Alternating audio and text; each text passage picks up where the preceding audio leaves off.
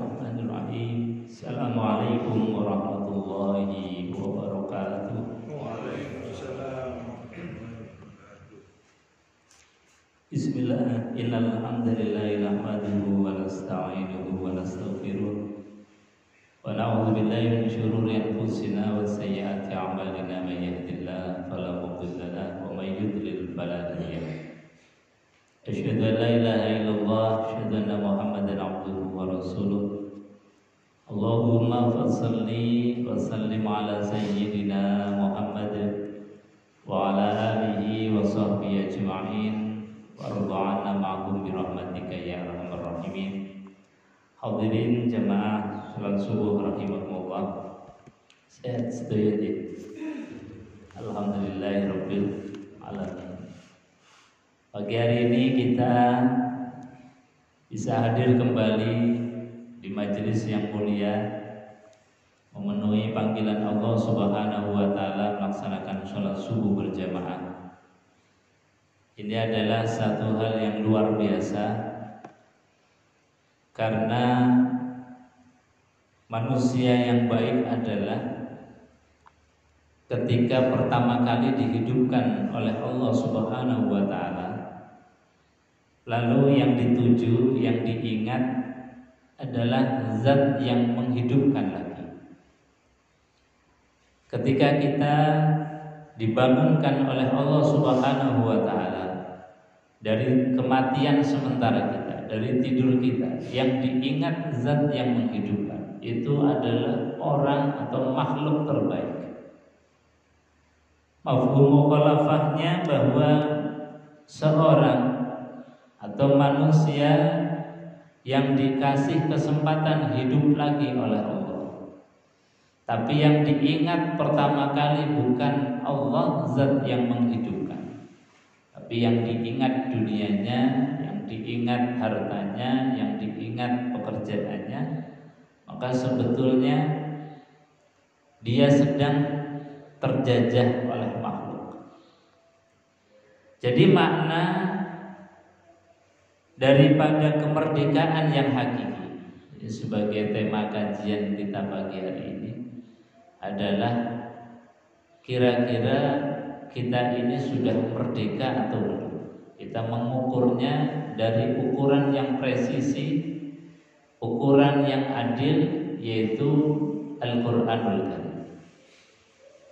Bapak Ibu hadirin jamaah yang dimuliakan Allah, sebab kalimat atau kata kemerdekaan ini sebetulnya agung dan mulia, tapi bisa jadi kalimat itu menjadikan kita itu ternina-bobokan, seolah merdeka ternyata belum merdeka, seolah kita sudah bebas ternyata kita masih terbelenggu. Makanya harus diukur merdeka itu seperti apa. Merdeka itu bagaimana yang dikehendaki oleh Allah Subhanahu wa taala.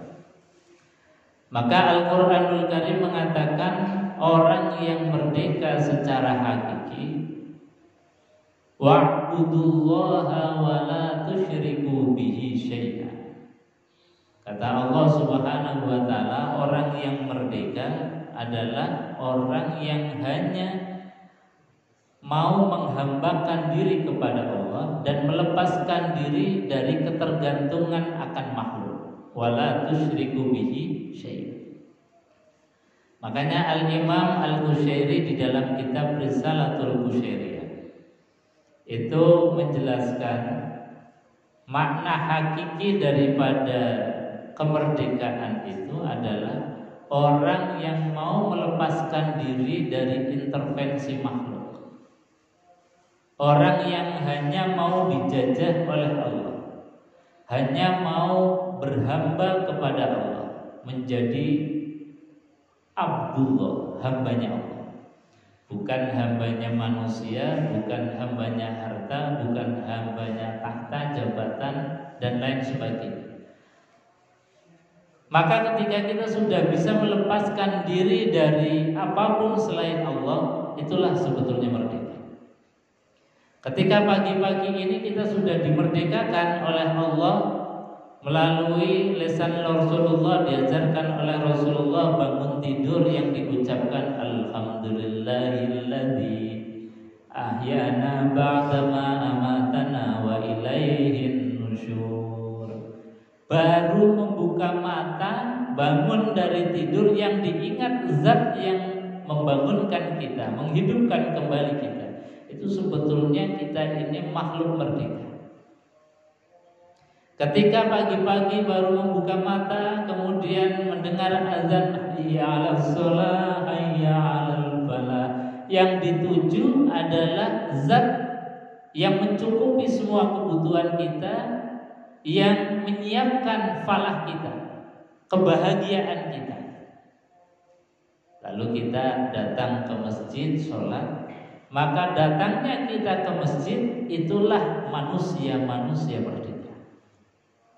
Manusia-manusia yang tidak terjajah lagi oleh nafsu, manusia yang tidak terjajah lagi oleh ego kita, apalagi oleh dunia kita, yang mungkin ada sebagian kita baru membuka mata saja, kemudian yang sudah terpikir pergi ke pasar, pergi ke tempat kerja karena mungkin jauh dan lain sebagainya, bukan menghambakan diri kepada Allah Subhanahu wa taala dengan ruku dan sujud, tapi sudah yang dipikirkan adalah duniawi atau hadzun nafsi, kepentingan dirinya sendiri dengan dunia.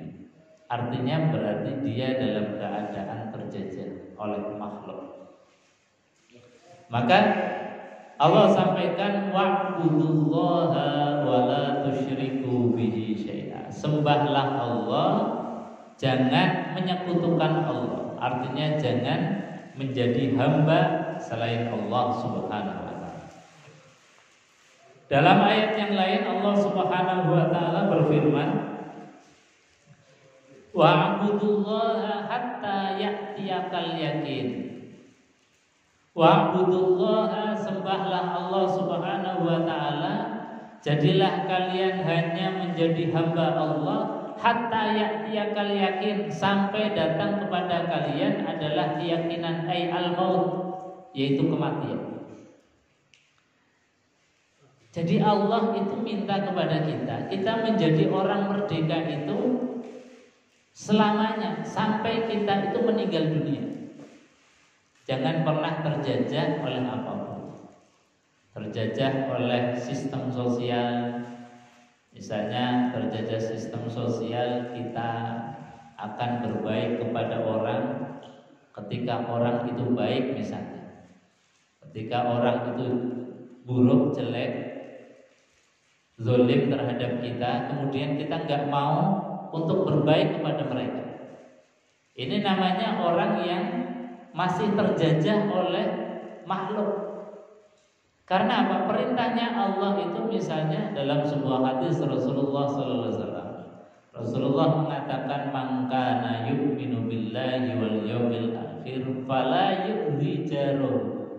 Barang siapa yang beriman kepada Allah, beriman kepada hari akhir, maka di antara cirinya adalah fala yu'dhi jaruh, jangan menyakiti tetangga.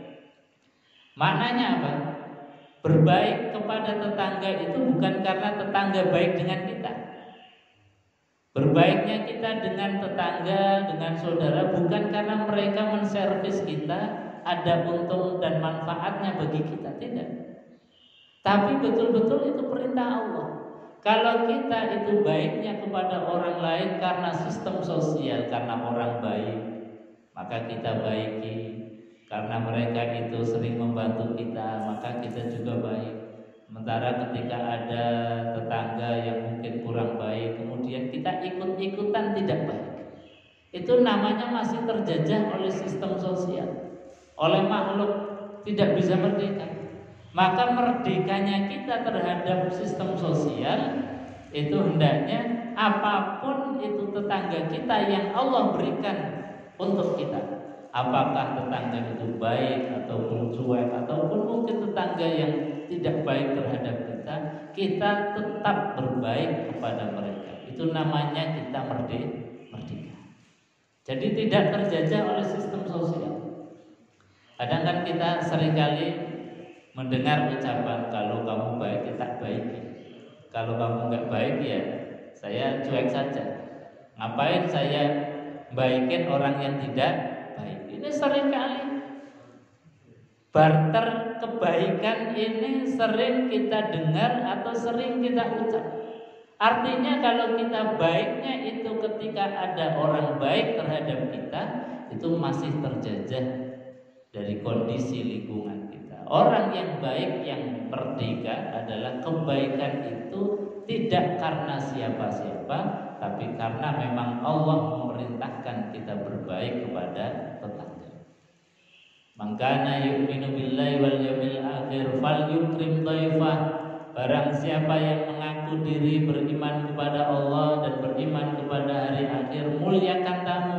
Kita memuliakan tamu bukan karena tamu itu membawa rezeki untuk kita atau membawa oleh-oleh untuk kita. Siapapun tamu wajib untuk dibaiki, wajib untuk dimuliakan.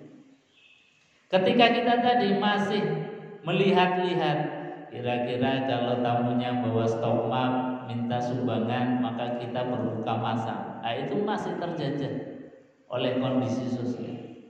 Tapi ketika kita sudah tidak melihat itu, apakah tamu itu membawa kebaikan untuk kita atau membawa manfaat bagi kita yang kita kenal, saudara kita, kemudian kita baik, lalu ketika ada tamu yang mungkin dalam tanda kutip minta sumbangan dan sebagainya, kemudian kita tidak berbaikan, tidak memuliakan mereka, berarti ini masih kita terjajah oleh tadi kondisi situasi dari lingkungan sosial kita. Maka apapun yang Allah datangkan untuk kita muliakan, itu namanya orang merdeka. Mangkana yu'minu billahi wal yawmil akhir falyaqul khairan aw liyasmut. Kata Rasulullah, barang siapa yang beriman kepada Allah, beriman kepada hari akhir, ucapkanlah yang baik, ngomong yang baik, bicara yang baik. Kalau pembicaraan kita, omongan kita ini tadi, kalau kita ini berhadapan dengan orang baik, kemudian omongan kita baik, manis. Tapi kalau orang itu kemudian yang menzolimi kita, berubah ucapannya jadi kebencian dan lain-lain, ini belum merdeka. Merdekanya kita manakala Allah perintahkan kepada kita, falyaqul khairan, ucapkanlah yang baik. Maka kondisi apapun, lisan kita hanya mengucapkan kalimat-kalimat kebaikan. Itulah manusia merdeka. Jadi ternyata manusia merdeka atau menjadikan pribadi kita secara individual untuk menjadi pribadi-pribadi yang merdeka perlu terus-menerus belajar, butuh ilmu agar kita betul-betul merdeka secara mandiri. Hadirin jamaah yang dimuliakan Allah. Jadi dalam Quran Allah yang menyampaikan wa'budullaha wa la tusyriku bihi syai'an. Sembahlah Allah. Jadilah Abdullah, hambanya Allah. Pasti orang yang hanya mengabdikan diri terhadap Allah, dia itu merdeka. Enggak akan terintervensi oleh makhluk. Ketika Allah perintahkan baik, maka kebaikan kita bukan karena manusia, bukan karena makhluk, tapi memang perintahnya Allah Subhanahu wa ta'ala.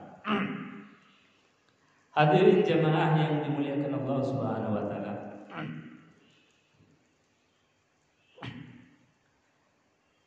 Kemudian merdeka secara kebangsaan kita. Kalau tadi merdeka dalam makna pribadi, hakikat kemerdekaan kita sebagai seorang pribadi. Quran juga menjelaskan kita bagaimana kita menjadikan sebuah bangsa, institusi kebangsaan itu merdeka. Ukurannya seperti apa? Apakah hanya kita kemudian ngomong merdeka, misalnya sebentar lagi kita akan memperingati merayakan kemerdekaan bangsa Indonesia. Apakah dengan slogan bahwa bangsa Indonesia itu sudah merdeka? Bahkan kita katakan sudah 78 tahun. Apa ini benar-benar mencerminkan bahwa kita itu layak menjadi bangsa yang merdeka? Maka kita ukur dulu. Ukur dengan ukurannya Quran. Ukur dengan ukurannya Allah Subhanahu wa taala. Jangan-jangan slogan kemerdekaan kita sebagai bangsa itu hanya slogan saja yang bahkan kemudian meninabubukan sehingga kita tidak punya hero semangat untuk memerdekakan betul bangsa kita. Maka sekali lagi kita harus mengukur dari ukuran yang presisi, yaitu dari Al-Qur'anul Karim. Allah sampaikan di dalam Al-Qur'an. Ini dalam bentuk cerita. Jadi Allah menyampaikan cerita kisah tentang kaum Bani Israel. Yang Bani Israel itu awal mulanya terjajah oleh sistem diantaranya adalah sistemnya Fir'aun. Gambaran terjajahnya kaum Bani Israel itu kaum Bani Israel ketika ada seorang perempuan yang hamil kemudian melahirkan seorang anak laki-laki, itu maka harus dibunuh dalam sistemnya Fir'aun. Ini kan sesuatu yang sudah di luar nalar logika manusia, bahkan sudah menciderai peradaban. Jadi kalau ada orang kemudian melahirkan seorang anak dibunuh, itu kan berarti sebuah kriminalitas yang luar biasa. Dan ini menjadi sistem karena perangkatnya Fir'aun itu kemudian mengawasi siapapun yang melahirkan seorang anak laki-laki harus dibunuh. Ini gambaran terjajahnya mereka kaum Bani Israel. Sampai kemudian di zaman Nabiullah Musa alaihissalatu wassalam yang mau merubah sistem itu, Musa akhirnya dikejar-kejar, yang akhirnya dalam ringkas cerita Fir'aun itu kemudian ditenggelamkan oleh Allah. Maknanya bahwa kaum Bani Israel saat itu diberikan oleh Allah satu kemenangan, kemerdekaan dari rongrongan sistemnya Fir'aun. Ketika kaum Bani Israel itu diberikan oleh Allah Subhanahu wa taala kemerdekaan, yaitu saat itu diberikan satu wilayah, yaitu yang sekarang kita kenal dengan Palestina. Allah sampaikan, wa iz qala Musa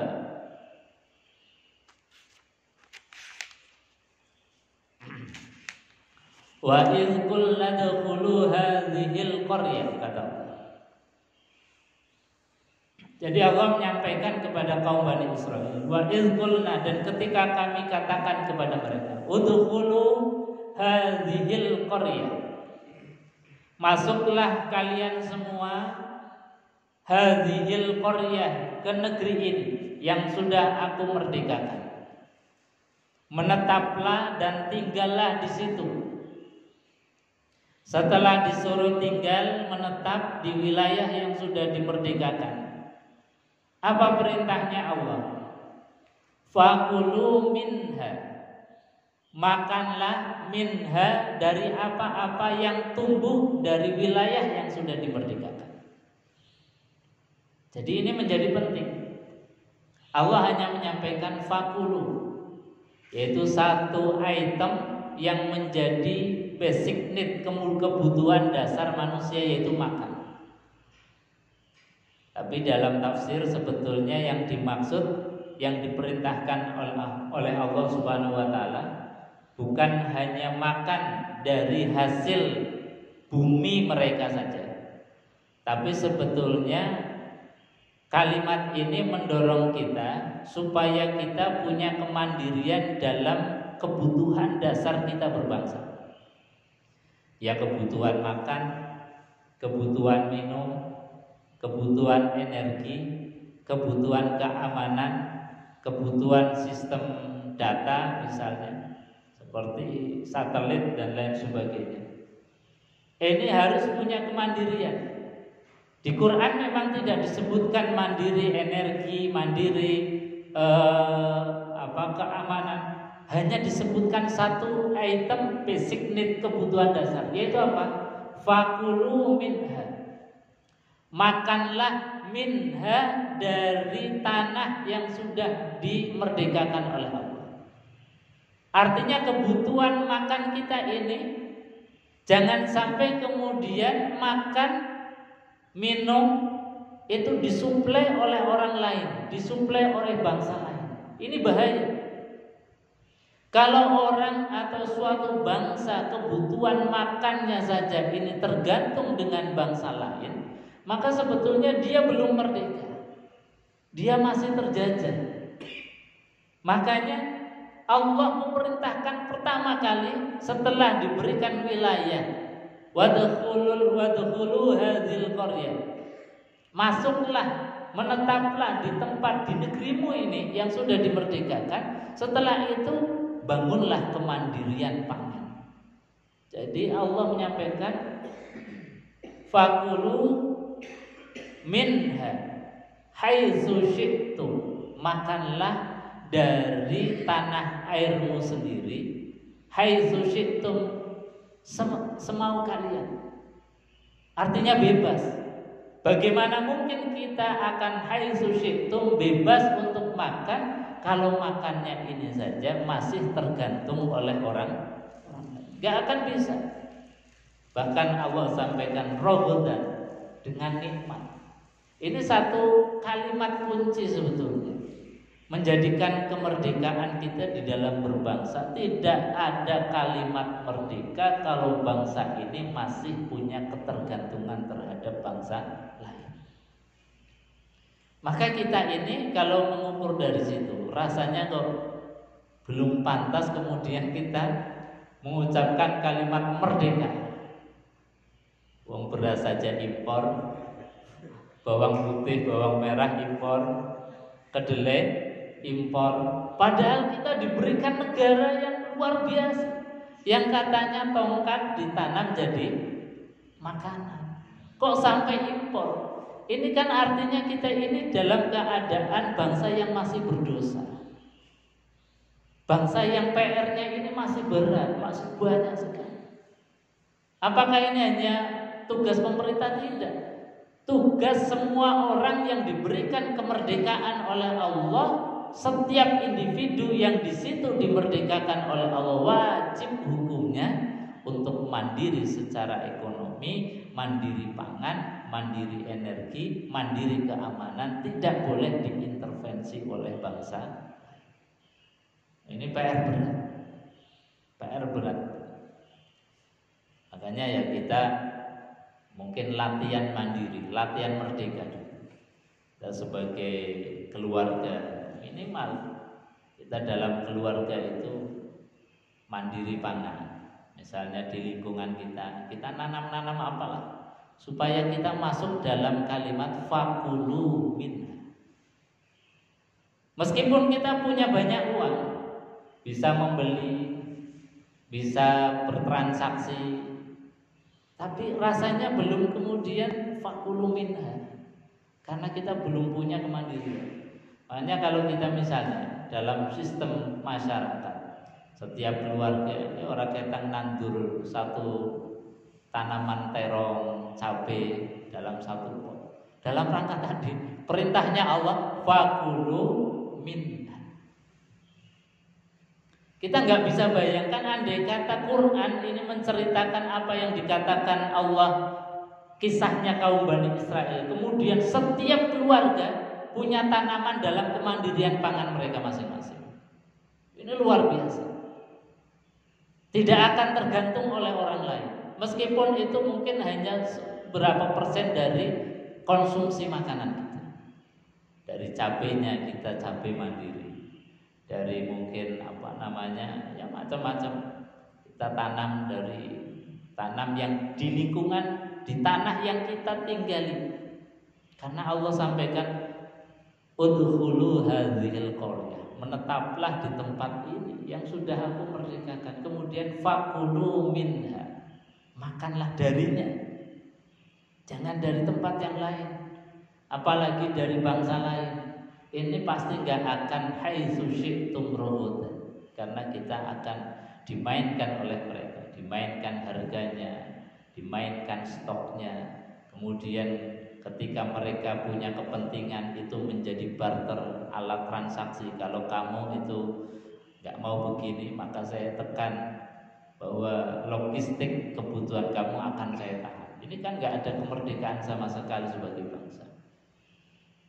Dalam hal keamanan misalnya, kalau bangsa tidak punya alutsista sendiri, alutsista masih diproduksi oleh bangsa lain, maka keamanan akan tergantung oleh mereka, bisa disetir oleh mereka. Dalam peradaban kita semuanya butuh internet, karena setiap orang sekarang pegang HP. Sementara kita dalam berbangsa satelit saja nggak punya. Padahal satelit itu kunci daripada internet. Nah, kalau satelit ini masih pinjam orang lain, ya pasti akan dimainkan oleh mereka. Kita pernah punya satelit tapi dijual. Artinya apa? Bahwa kita belum mandiri secara kebutuhan dasar di dalam berbangsa. Bapak Ibu hadirin jamaah yang dimuliakan Allah Subhanahu wa taala. Jadi bahasanya Quran ini sebetulnya luar biasa, menjadi barometer ukuran-ukuran. Karena Quran kalau kita pahami bahwa ayat ini hanya cerita saja, ceritanya Bani Israel, ya kita nggak akan mengambil iktibar pelajaran apapun. Tapi kalau kemudian kita kocek kira-kira ayat ini apa sih pesannya Allah untuk kita, ternyata luar biasa. Pesannya Allah, jangan sampai kita menjadi orang-orang terjajah. Pesannya kita itu jaga kemandirian, jaga kemerdekaan kita. Maka ketika kita alhamdulillah sudah diberikan oleh Allah kemerdekaan dengan diproklamirkan tanggal 17 Agustus 1945, itu artinya ada kewajiban lanjutan bagi siapapun anak bangsa untuk menjaganya menjadi kemerdekaan yang ideal. Ideal ya tadi yang disampaikan oleh Allah, fakulu minha haitsu syi'tum raghadan. Dalam kebutuhan dasar kita harus punya kemandirian, harus digali dari tanah kita sendiri, harus digali dari tradisi kita sendiri, termasuk budaya. Budaya kita ini sudah hampir-hampir sudah kalah dengan budayanya orang lain.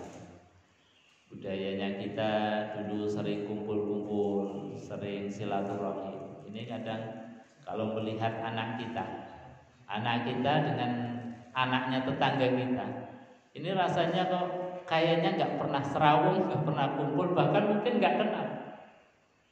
Padahal kita waktu kecil itu dengan anak satu kampung itu hampir semuanya bisa kita kenali karena mainnya bareng.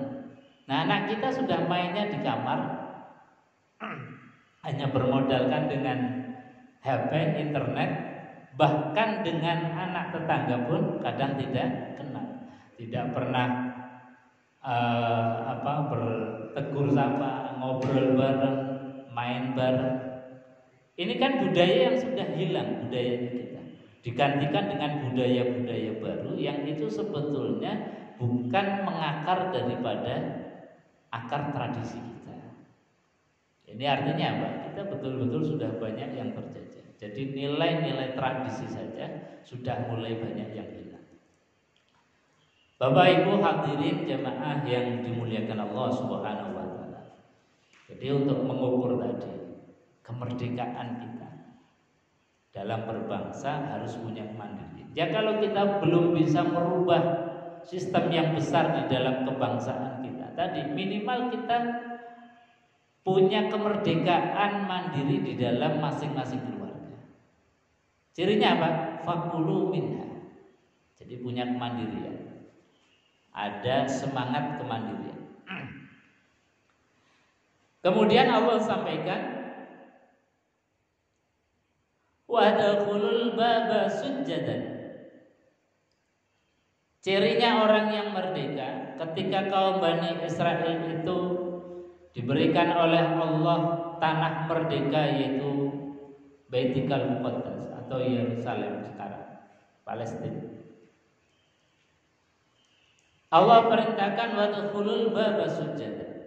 Masuklah ke dalam al-bab, yaitu pintu gerbang masuk negeri yang sudah dimerdekakan oleh Allah. Sujjadan, dengan sujud. Makna sujjadan ini di dalam tafsir ada beberapa. Yang pertama, Allah perintahkan untuk sujud, dan mereka kaum Bani Israel saat itu sujud kesyukuran atau sujud syukur terhadap Allah diberikan kemerdekaan. Dalam makna yang lain, dalam tafsir disebutkan makna sujjadan itu artinya adalah ketundukan terhadap sistem-sistem yang sudah Allah Subhanahu wa taala berikan. Hukum-hukum yang Allah sudah tetapkan kepada mereka, sistem sosial yang sudah dibangun dari tradisi tanah mereka, maka harus kemudian tunduk. Artinya tunduk itu kemudian punya rasa kepemilikan. Jadi kita tidak merasa kemudian sudah merdeka, kemudian muncul daripada egonya, merasa bahwa sudah merdeka, kemudian bebas, lepas, semau duwe, tidak mau tunduk dengan sistem-sistem hukumnya Allah Subhanahu wa taala.